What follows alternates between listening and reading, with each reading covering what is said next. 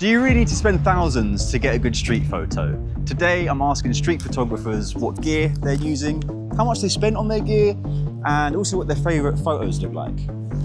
Let's find out. Peace. I think that was it.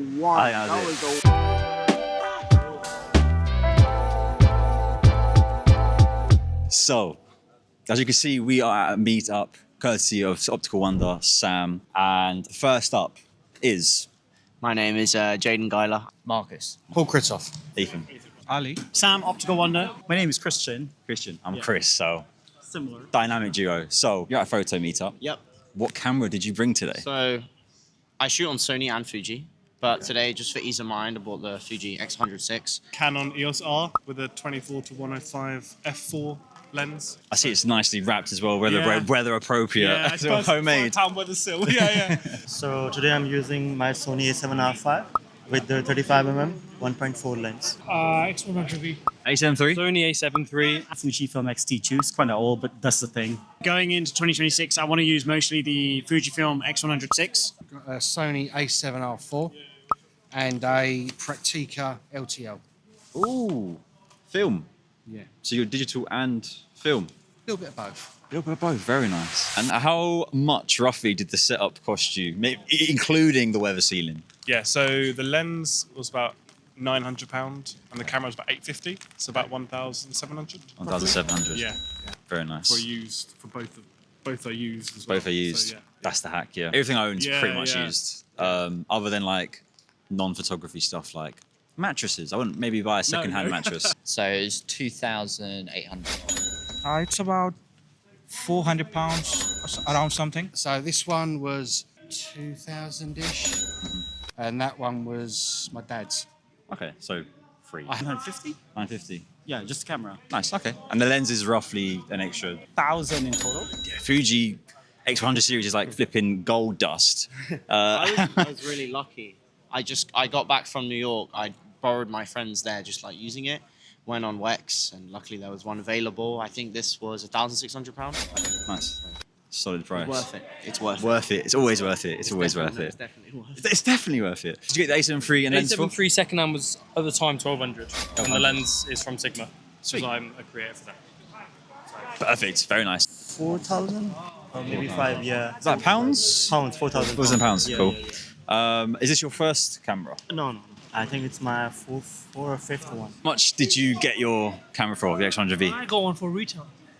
Okay, so how much roughly did you spend? 0.5. No, it's actually 1.3. 1.3. My first camera. This is your first camera? Okay, so your first camera, you didn't go down the budget route. I'll say it's expensive for a first camera. Yeah. I'll say What so. made you spend the extra money to get this over like a budget camera, for instance? The thing is, it's something that appealed to me. Like, I feel like you're more likely to pick up and shoot with something that you're actually looking forward to, as opposed to something that's utilitarian. Finally, a favorite photo of yours, one that's kind of top of mind that you think, yeah, this photo is my best photo. It's my best piece of work. Okay. I want to show people this photo. Yeah, I got two. Got two. So one of them is of a bonfire.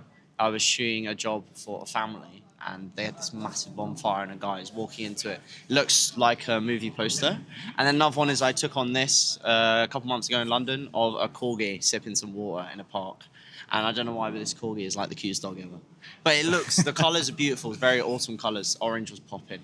So Very nice. I would say it's a landscape I took in Norway from across a lake of a mountain scene. So I've got reflections on the lake at sort of in the blue hour, and I've got it framed now in my bedroom. Was that my dad plays in band. I was at one of his gigs of the singer. She's singing with the lights shining on her. The rest of the band is out of focus. It was shot at 2.8. Just for me, it's one of the first photos I've taken with that, where it's when you see the photo, you take it, and then you actually have the proof on your phone, on the computer, that kind of thing. So that's currently my favourite. Oh, that is sick. Show the camera. Show the camera.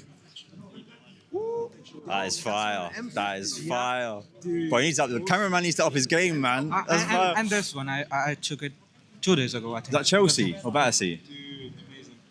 Very cool, man. In 2023, we were atop the mountains, and then a friend stood at the edge of the mountain, and the lights were just pouring down, and then there's a fjord beneath, and it was really beautiful. An F-15 going at about 700 miles an hour, about 100 feet from my head. Wow. So is that a plane? Just to clarify. Wow. Okay. Than that. Wow. Saw some ladies in a kimono walking by. Wow. Just took it. It would probably be some panning shots out of a R34 Skyline from Japan in Daikoku. Wow. That's probably the most extreme, hanging out the window of a very fast car. That's probably the most exciting one, at least.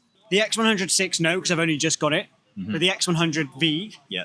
so the one before that, I took a shot in Paris of the Eiffel Tower. I did like a slow drag shutter.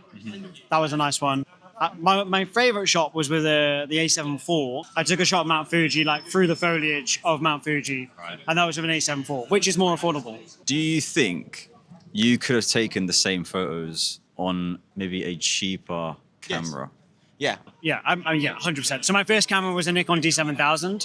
I bought it for £450 back in 2015, and 100%. Yeah. Yeah. I think I could. I have a Digicam that I just got in Japan, a little Sony one. It's like, I think it was £100. Obviously, that's still expensive for a camera, but the photos on it are insane. And the camera's 11 years old, but some of the photos are still arguably nuts. And also, I think a lot of people don't realize a lot of photography is being in the right place at the right time.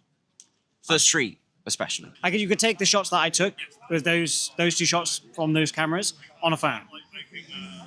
Okay. But the quality is different, right? Right. So if you want to print it, or if you want to like sell it as a commercial, whatever you want to do with them, that's where the pain point is. So with a phone, you have limitations with the quality. Like if you zoom in and shit, that's where the problem lies. Whereas with like the A7R5 or the X106, you then have the higher quality because of the megapixels, so you end up with a better camera, a better photo. So you sort of upgraded for quality purposes, For work, essentially. yeah. But you think you can get great shots, your favorite shots, with 100%. any camera, essentially? I went and did a video around Paris with an iPhone 4, and the shots out camera were insane. But the perception is that they would be crap because obviously it's an old phone. The sensor's going to be dead. Yes, and it is if you zoom in. But when you look at it as like a visual for like Instagram or anything like, which is mostly where we're posting our stuff, True, yeah. it's fine. It's good enough. But if you want to like print it on like that billboard there, or if you want to like put it up on Piccadilly, then you need a high quality camera, like a Hasselblad, a GFX 100, or any of these bigger medium format cameras. I feel like in the social media world we're in, we constantly get told, oh, you need the new thing, like ads. And I'm also responsible for this, right? And I know, but this is what I talk about in my recent video. I'm aware that I talk about all this new gear not because I'm asked to, but because it's something that's new. So I want to talk about it and see how it is. But the reality is, it's not needed. It kind of comes with time. So I guess I bought the 2000D like 5 years ago. So after 5 years, I sort of progress naturally with experience and get better and better. And then I kind of just naturally want something that can do a little bit more. So like works in more low light, or so you can still get similar shots, but you might have higher ISO, for example. You might have more grainy shots, or not quite as sharp. So, but I don't think there's no need to go out there and buy £5,000 worth of kit. Like, for example, the A7 IV is an amazing camera.